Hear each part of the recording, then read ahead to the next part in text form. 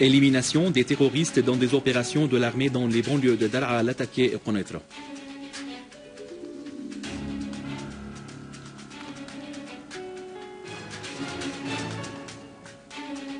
Les forces armées irakiennes éliminent des dizaines de terroristes à Bagdad, Mossoul, Salah ad-Din et Babylone. 6 martyrs palestiniens dans l'explosion des missiles et des restes de l'agression israélienne contre Gaza.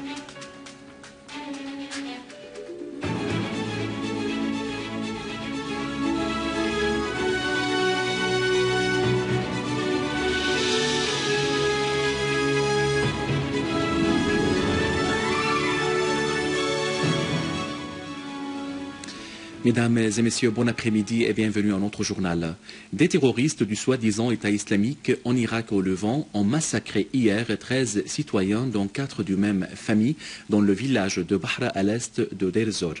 Cité par des témoins oculaires du village de Bahra, une source au gouvernorat de Deir ez-Zor a indiqué que des terroristes de l'État islamique en Irak au Levant avaient pris d'assaut hier soir le village et attaqué les maisons des citoyens.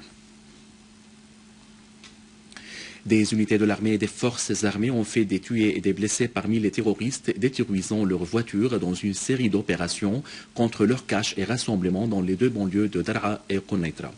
Une source militaire a indiqué que des unités de l'armée ont visé des rassemblements des terroristes dans 8 régions à Daraa campagne. Plusieurs terroristes ont été tués et d'autres blessés dans ces opérations de l'armée.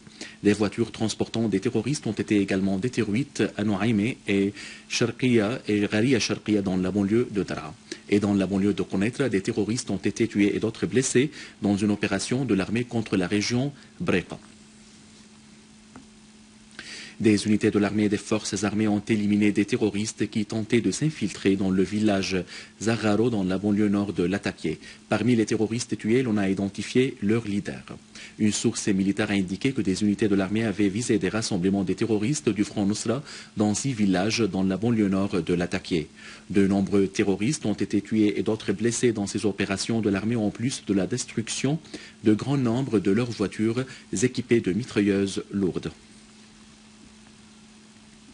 Le Premier ministre irakien en charge de former le nouveau cabinet Haïdar Abadi a appelé les forces politiques irakiennes à parvenir à une vision commune pour résoudre tous les problèmes du pays. Abadi a affirmé que l'Irak fait l'objet de nombreux défis visant son unité et ses composantes, ce qui implique la conjugaison des efforts de toutes les parties pour faire face aux dangers du terrorisme considéré comme priorité pour le gouvernement.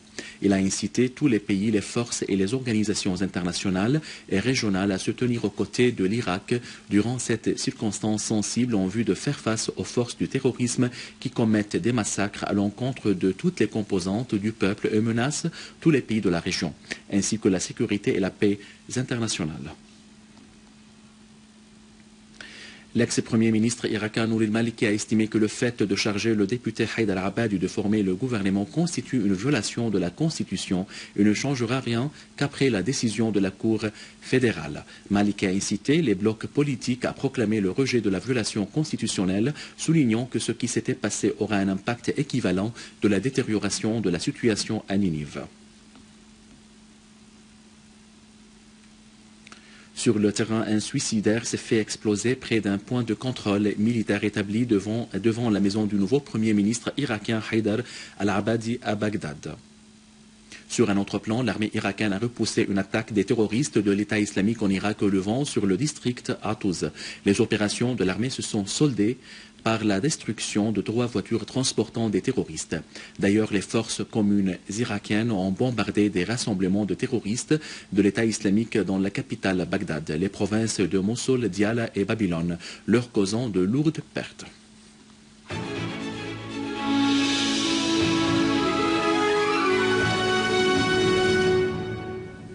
Au dernier jour de la trêve à Gaza, 6 Palestiniens sont tombés en martyrs alors que 6 autres ont été blessés dans l'explosion des missiles des restes de l'agression israélienne au nord de la bande de Gaza. Les Gazaouis craignent la répétition de tels incidents, surtout que des dizaines de missiles sionistes n'ont pas explosé, ce qui menace la vie des centaines parmi eux qui avaient fui les massacres de l'occupant israélien qui ont fait plus de 1000 martyrs et 10 000 blessés.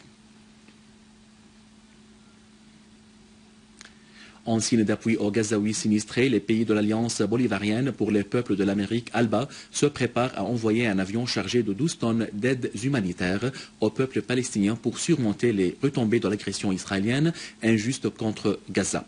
Des drapeaux palestiniens ont été hissés à l'aéroport de Caracas, d'où cet avion va décoller. Les pays de l'ALBA confirment via cette position humanitaire leur appui au peuple palestinien et leur condamnation des crimes et des génocides de l'occupant à l'encontre des Gazaouis assiégés. Dans les territoires palestiniens occupés, des dizaines de Palestiniens ont été blessés dans des attaques déclenchées par des forces israéliennes sur des rues et des villages de la ville Al-Quds et dans plusieurs régions en Cisjordanie. Des dizaines de Palestiniens ont été atteints d'asphyxie et de blessures après que des soldats israéliens aient tiré à l'aveuglette des balles caoutchoutées et des bombes à gaz lacrymogènes sur les maisons de Palestiniens. Les forces israéliennes ont d'ailleurs arrêté 60 Palestiniens dans des perquisitions intenses dans les rues d'Al-Quds et dans des villages en Cisjordanie. Dans une nouvelle violation israélienne de la sainteté de la mosquée d'Al-Aqsa, les autorités israéliennes ont commencé à établir un nouveau pont sur la voie du portail Al-Maghariba pour lier la partie sud de la place Al-Buraq à la mosquée d'Al-Aqsa. Cette mesure vise à paver le chemin devant de vastes perquisitions de la mosquée d'Al-Aqsa et à transformer des régions islamiques en des synagogues juives.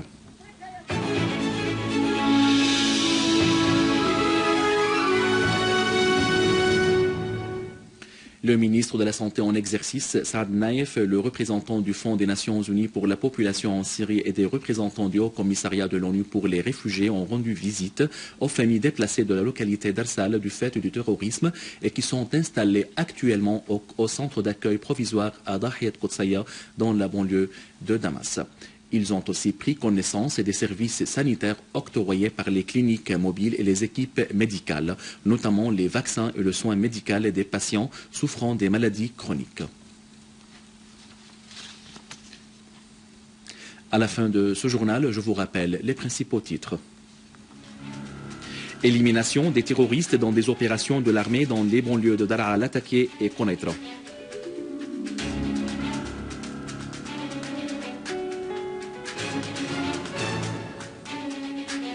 Les forces armées irakiennes éliminent des dizaines de terroristes à Bagdad, Mossoul, Salah ad-Din et Babylone. 6 martyrs palestiniens dans l'explosion des missiles et des restes de l'agression israélienne contre Gaza. Mesdames et messieurs, c'était notre journal d'aujourd'hui. Merci de l'avoir suivi. Au revoir.